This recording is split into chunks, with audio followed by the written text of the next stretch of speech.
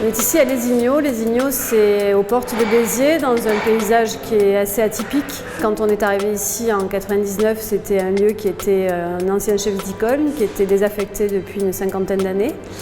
On en a fait une usine, une industrie, de la métallurgie, donc une vraie reconversion industrielle. Je crois qu'au final, le lieu où on travaille, c'est le lieu où on passe le plus de temps dans sa vie. Donc moi, j'aurais du mal à travailler dans un lieu qui soit austère et dans une boîte à chaussures.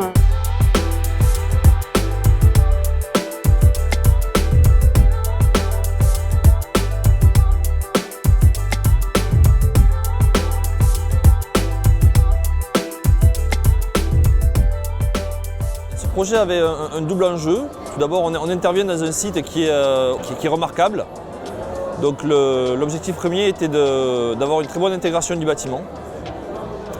Et le second objectif était de créer des conditions de travail très valorisantes pour le personnel de la société Technilum. Ça veut dire qu'on a essayé de retrouver une ambiance douce à l'intérieur qui passe par un travail maîtrisé de la lumière et un travail maîtrisé de l'acoustique.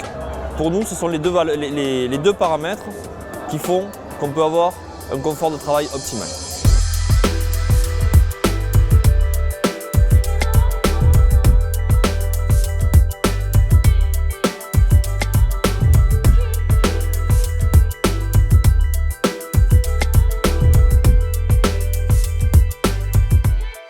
C'est aussi le but de sortir un peu du cadre, d'avoir des collaborations avec les artistes, parce que la plupart des choses qui sont produites ici, auxquelles ont participé l'ensemble des salariés ici, et c'est réellement ça le mécénat culturel. C'est aussi que les ouvriers sortent de leur cadre, collaborent à un projet, comprennent la vision d'un artiste, et je crois que ça les fait un peu sortir de leur quotidien, et on n'est pas toujours en train de faire des mâts au kilomètre, en tout cas c'est pas notre philosophie du métier.